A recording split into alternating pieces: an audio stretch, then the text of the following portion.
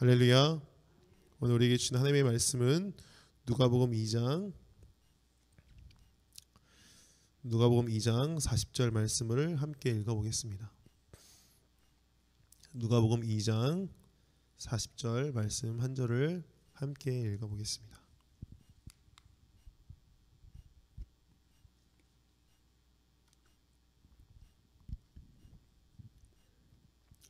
짧은 말씀 함께 한 목소리로 읽도록 하겠습니다. 시작. 아기가 자라며 강하여지고 지혜가 충만하며 하나님의 은혜가 그의 위에 있더라. 아멘. 할렐루야. 하나님이 사랑하시는 생명수임교회 성도 여러분, 지난 한 주간도 주님 안에서 승리하셨습니까? 언제나 승리하시는 저와 여러분의 삶이 되시기를 주님의 이름으로 축복합니다. 날씨가 많이 추운데 늘 건강 유념하시고 언제나 하나님을 의지하며 나아가는 우리 모두가 되기를 간절히 소망합니다. 오늘은 밤이 가장 길다고 말하는 동지입니다. 그러나 우리가 이 긴 밤을 두려워하지 않는 이유는 우리가 이 어두운 밤이 결국에는 지나가고 해가 뜨고 아침이 될 것을 알기 때문인 것이죠. 그러나 살다 보면 아침이 오는 것이 두려울 때가 종종 있습니다. 그만큼 삶이 힘겹고 자신감을 잃어버렸기 때문입니다. 아침이 오면 다시 마주해야 하는 현실을 알기에 긴 밤을 지새우며 잠을 이루지 못하는 그러한 때도 우리는 있습니다. 때로는 무감각하게 우리가 아침을 맞이할 때도 있는데 한 해가 끝나고 새해가 시작되는 24년 1월 1일을 많은 사람들은 기대하고 많이 기뻐하지만 그 반면에 매주 마주하는 월요일로 여기고 아무런 기대감 없이 이 1월 1일 새해를 맞이하고 감흥 없이 받아들이는 이들도 있다라는 것이죠. 왜 그렇습니까? 이는 일상에 길들여져서 새로움과 삶의 경이로움을 잃어버렸기 때문입니다. 그런 아침이 두렵거나 혹은 무감각하게 맞이하지 않기 위해서 우리 그리스도인들은 어떠한 자세를 가져야 할까요? 이에 대해 십자가를 아는 지식의 저자 마크 데버라는 사람은요, 이렇게 말했습니다. 바로 오늘은 주님께서 당신을 위해 준비하신 새날입니다. 할렐루야. 하나님께서 우리를 위해 준비하신 바로 그날이 오늘인 줄 믿으시길 간절히 소망합니다. 아무리 어제가 힘들고 절망 속에 있었어도 오늘은요, 주님께서 우리 가운데 허락하신 새날이고 기회이며 소망이라는 것입니다. 예레미야 애가는요, 정말 슬픈 노래가 계속해서 흘러나오는데 그 가운데 이 애가의 3장 23절에는요 이렇게 말해줍니다. 아침마다 새로우니 주의 성실하심이 크도다 말해주고 있는 것이죠. 그러니까 하나님의 성실하심은요, 아침마다 새롭게 임하는데 우리는 그것을 깨닫지 못할 뿐 하나님은 쉬지도 졸지도 아니하시고 늘 우리를 위해 일하고 계신다는 것입니다. 그렇게 우리는 하나님의 신실하심을 깨닫고 날마다 새로운 삶을 살기로 결심하고 결단해야 하는 것이죠. 주의 성실이 아침마다 크시기 때문에 두려움을 이기고 무감각한 아침을 맞이하는 것이 아니라 기대와 떨림으로 모든 일을 승리로 이끄실 주님을 바라보며 맞이하는 저와 여러분 되시기를 간절히 소망합니다. 할렐루야. 혹여나 23년의 삶이 많이 힘들었다면, 혹여나 올해의 삶이 많이 어렵다면 내년을 기대하시길 바랍니다. 하나님께서 우리를 향해 준비하신 그날이 바로 그때이기 때문입니다. 그날에 하나님의 일하심과 하나님의 놀랍게 역사하실 그 은혜를 바라보며 소망하는, 준비하는 우리 모든 성도님들 되시기를 주님의 이름으로 축복합니다. 할렐루야. 우리 옆 사람과 함께 인사하겠습니다. 주님이 지금도 당신을 위해 일하십니다. 아멘. 이제 며칠 지면 성탄절이 얼마 남지 않았습니다. 우리가 성탄을 기다리면서 예수님의 탄생에 대해 다시 한번 더 생각해보고 마음에 새기는 이 시간을 보내고 있는데요. 제가 생각해보니까 이 성탄절만 하면 이 어린 시절부터 얼마나 기쁨이 가득한 날인지 모르겠습니다. 왜냐하면 성탄절 하면 선물을 받는 날이기도 하고 또한 교회에서 여러 가지 행사를 준비하면서 그 가운데 많은 추억들이 녹아있는 날이 바로 이 연말이기 때문인 것이죠.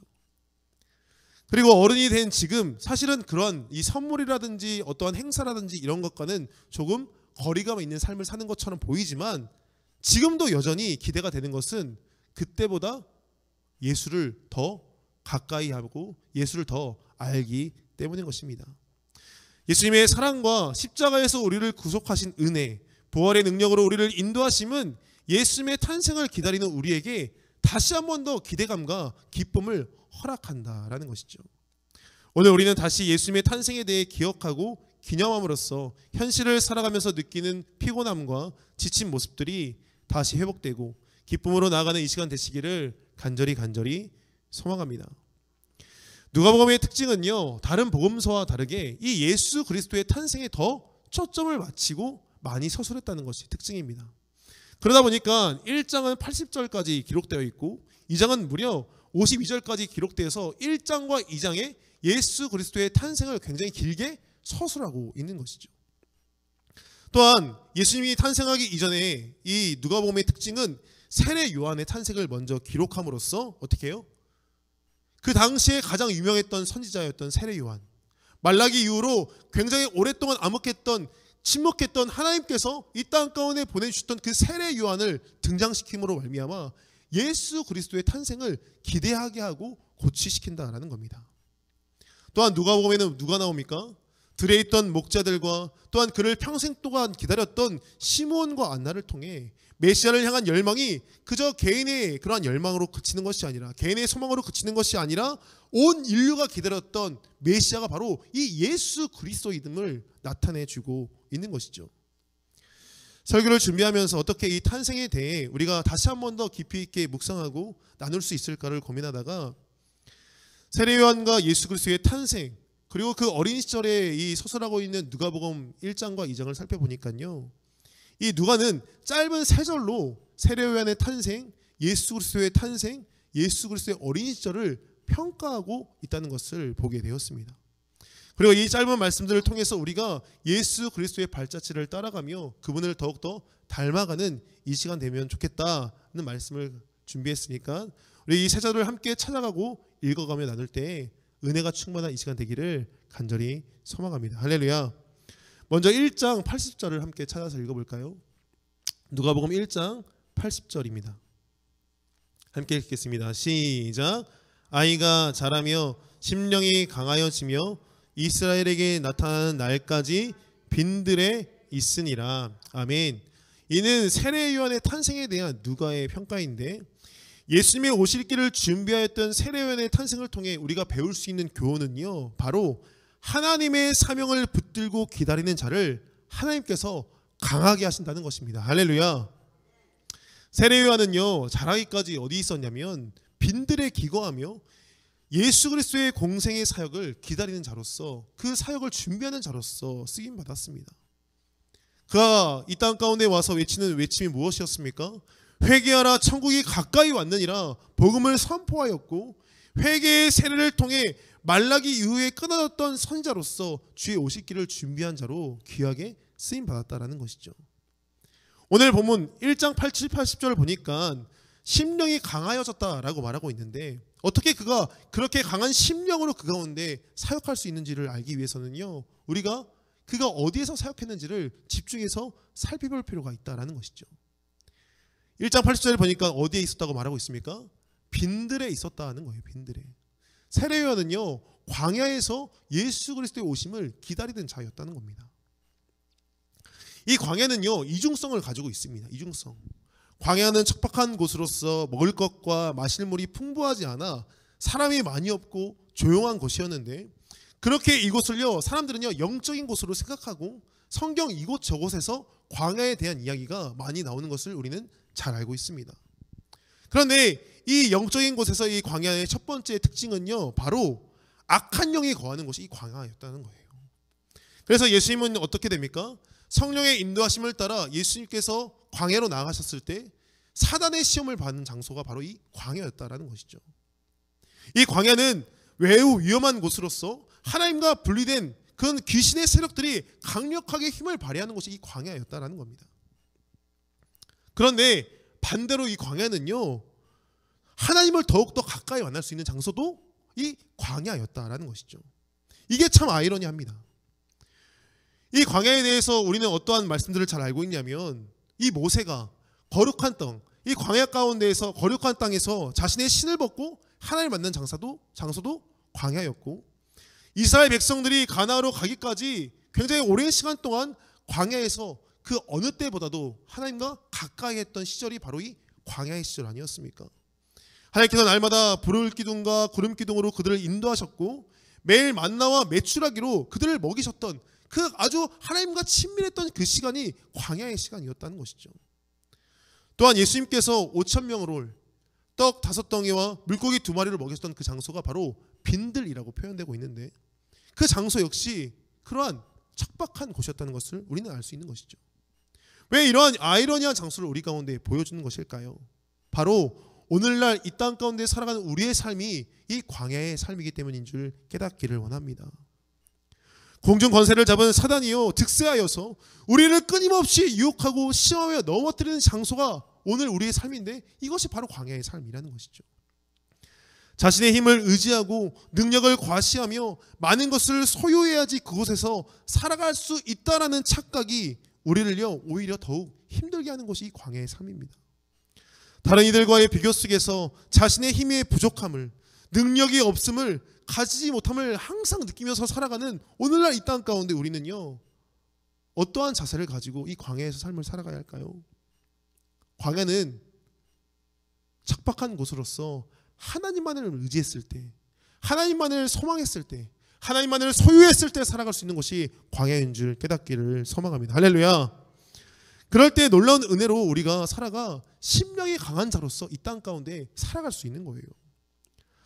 광야를 히브리어로 미드바르라고 말하는데, 이 미드라는 것은요 함께라는 뜻을 가지고 있고, 이 바르는 다바르라는 뜻을 갖고 있는데, 이것은 말씀입니다.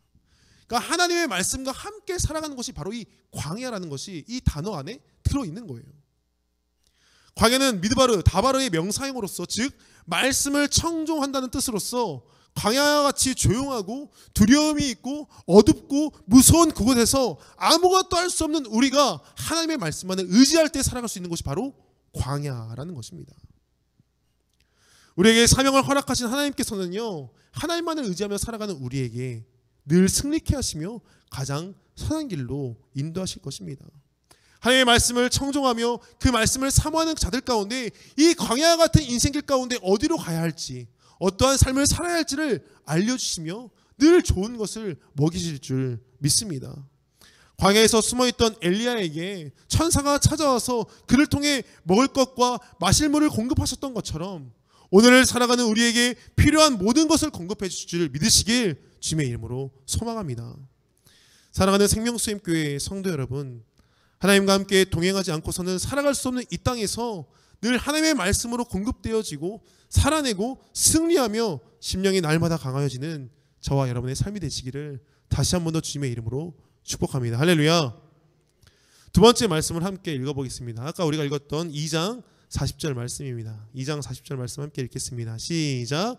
아기가 자라며 강하여지고 지혜가 충만하며 하나님의 은혜가 그의 위에 있더라. 아멘. 이는 예수 그리스도께서 이 땅 가운데 탄생하시고 그의 정결 예식이 끝나고 난 이후에 누가가 그 모든 것을 평가한 말씀입니다. 이 결론되어지는 이 말씀을 통해 우리가 깨달을 수 있는 것은요 무엇이냐면, 주님은 여기 보니까 아이가 자라며 강하여졌다라고 말하고 있는데, 이 강하여진 자들, 하나님의 말씀을 의지하며 살아가는 이들에게 뭐예요? 지혜를 충만케 하셨다라는 것입니다. 앞서 살펴본 것처럼 광야에서 하나님의 말씀으로 강한 자들에게 이 땅을 살아갈 때 하나님은요 지혜를 공급하신다는 거예요. 할렐루야.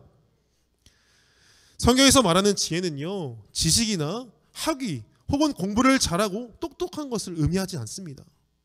성경에서 말하는 지혜는 하나님의 뜻을 분별하는 것이며, 잠언에서는 하나님을 경외하는 것이 지혜의 근본이라고 이야기하고 있는 것이죠. 왜냐하면 하나님께서는요 미련한 자를 택하사 어떻게 해요? 지혜로운 자를 부끄럽게 하시고, 또한 하나님의 그 놀라우신 지혜는요 이 세상의 그 어떠한 지혜로움보다 더 크시기 때문에 하나님의 지혜를 우리는 소망하고 분별하며 살아가야 한다는 것이죠.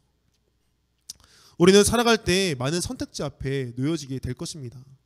세상을 살아가면서 세상을 선택해야 하는지 혹은 하나님을 선택해야 하는지, 그것이 신앙의 초반에만 일어나는 것이 아니라 아무리 오랜 시간 동안 신앙생활을 한다고 할지라도 늘 선택지에 놓여진 그러한 삶을 살게 되는 것이죠. 시험을 당하고 우리의 마음에 그러한 풍랑이 일어날 때 우리는 자꾸만 우리의 옛사람이 소환되어서 하나님의 뜻을 저버리고 세상을 향해 나아가고 싶은 욕망에 사로잡힐 때가 있다라는 겁니다. 그러나 이 세상을 향해 나가는 이 걸음 속에서 우리가 늘 거룩하게 살기 위해서는요, 늘 분별하며 하나님의 뜻을 선택하는 저와 여러분의 삶이 되기를 간절히 원합니다.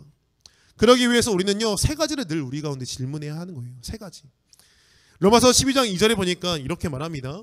이 세대를 본받지 말고 오직 마음을 새롭게 함으로 하나님의 선하시고 기뻐하시고 온전하신 뜻이 무엇인지 분별하라고 말하는 거예요.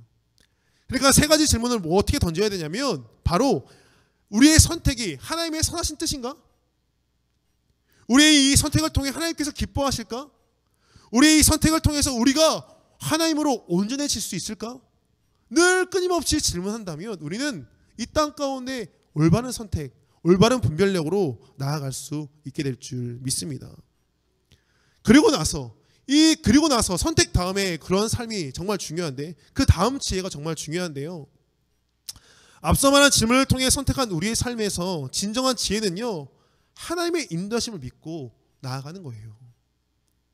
우리가 선택한 삶 가운데 우리는 실수할 수 있고 우리가 한 것 중에 잘못된 일이 분명히 있을 수 있습니다. 그러나 우리는 어떻게 해요? 하나님을 신뢰하고 하나님을 믿음으로 말미암아 후회함 없는 그러한 삶을 살아야 한다라는 것이죠. 우리는 선택 이후에 끊임없이 후회하고 의심하고 염려할 수 있습니다.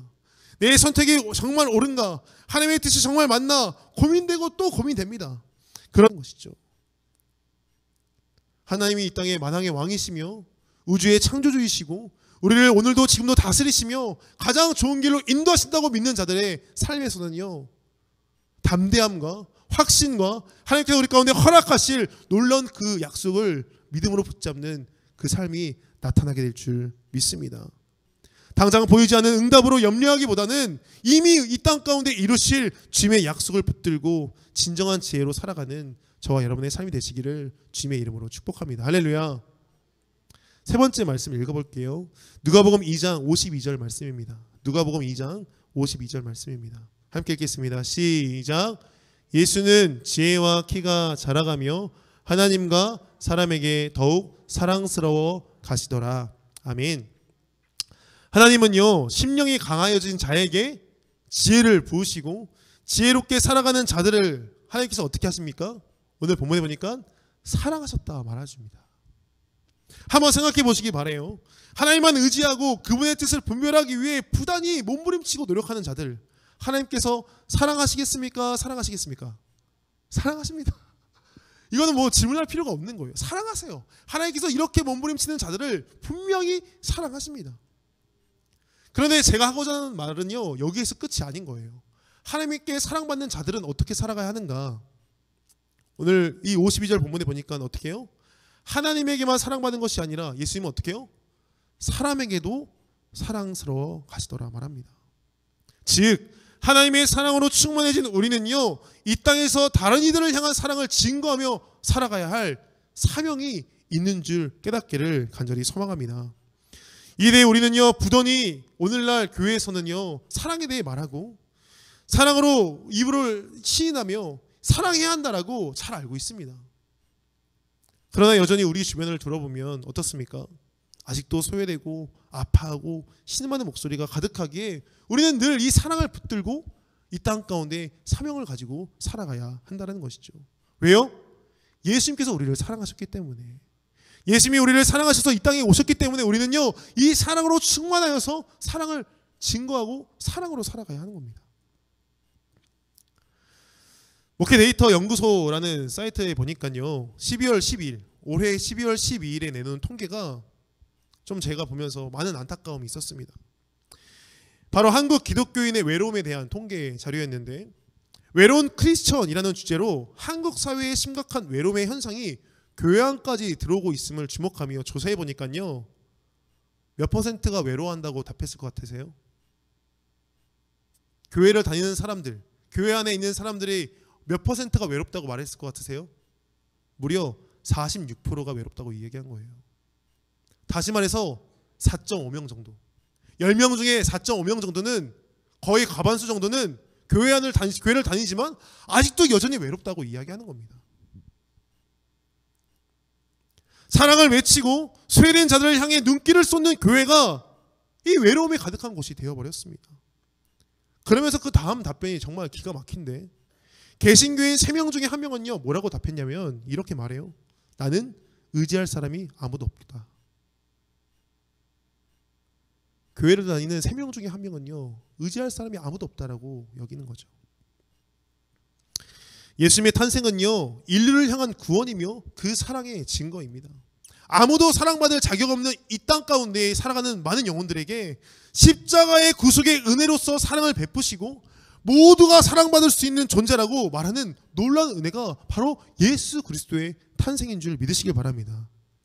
그러면 그 사랑을 받은 우리는요, 그 사랑을 받은 교회는요, 사랑 없이 외로워하는 그런 아파하는 이들을 향해 어떻게 해요? 사랑을 베풀어야 하는 것이죠. 나도 아프다는 이유로, 나도 힘들다는 이유로, 나도 위로받고 싶다는 이유로 사랑을 베풀지 않고 머물러 서서는 안 된다라는 것입니다. 할렐루야. 사랑을 베풀며 나아가는 우리의 교회가 되어야 한다는 것입니다.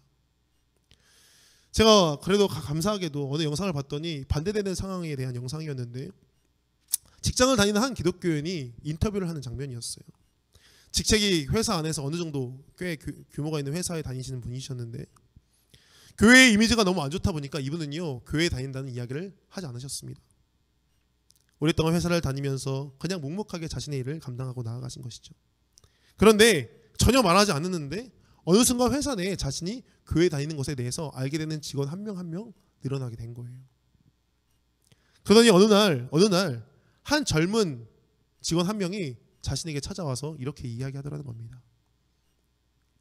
당신 덕분에 내가 교회를 덜 미워하게 되었다. 사회의 통념상 교회에 대해 실망하고 손가락질하던 자신이었는데 당신 덕분에 교회를 이제 덜 미워하게 되었다라고 말하는 겁니다. 바로 이게 우리가 살아가야 할 예수 그리스도의 모습 아닐까요? 이 땅 가운데 아파하고 있는 자들, 잃어버린 그 영혼들, 정말 심한 자들을 향해 나도 아프니까, 나도 힘드니까, 나도 외로우니까, 나도 위로받아야 되니까 멈춰있는 것이 아니라 우리가 받은 그 사랑 때문에 살아내야 되고, 우리가 받은 그 사랑 때문에 나아가야 하며, 우리가 받은 사랑 때문에 그들을 찾아가야 하는 것이 바로 우리의 모습 아닐까요? 사랑하는 생명수임교회 성도 여러분, 우리의 삶 가운데 주님의 사랑이 가득하시기를 간절히 소망합니다. 할렐루야. 그 사랑으로 충만하여서, 너무 충만하여서 견딜 수 없어서 그 사랑이 나도 모르게 흘러가기를 간절히 원합니다. 오늘 이 본문의 말씀들을 잘 살펴보면요, 예수님께서 이 땅 가운데 오셔서 태어나시고 우리와 같이 성장하셨던 모습들을 보여줍니다. 세례요한의 탄생과 예수 그리스도의 탄생, 12살 때 예수 그리스도의 그 모습들을 보여주면서 예수님께서 우리와 같이 성장하는 모습을 보여주고 있습니다. 그것은요, 이 모습을 우리 가운데 보여주신 그 이유는요, 우리도 이와 같이 태어나 살아가면서 성장할 자로서, 그 존재로서 살아가야 한다는 것을 보여주신 것이에요. 우리는 오늘도 성장해야 되고, 오늘도 자라나야 되고, 오늘도 앞을 향해 나아가야 할 줄 믿습니다. 광야와 같은 이 땅에서 공중 권세 잡은 사단이 오늘도 우리를 우는 사자와 같이 두루 삼킬 자를 찾아다니는 이 현실 속에 점점 더 강한 심령으로 흔들리지 않고 믿음의 말씀으로 살아가는 우리가 되어야 할 줄 믿습니다. 또한 점점 지혜롭게 하나님의 뜻을 분별하며 이 땅 가운데 주께서 원하시는 것이 무엇인지 우리가 몸소 실천하는 우리가 되기를 간절히 소망합니다. 또한 우리가 점점 더 우리가 사랑받는 것을 깨달아 사랑을 흘려보내는 자들로서, 사랑의 교회로서 서 있는 우리 모두가 되기를 간절히 원합니다.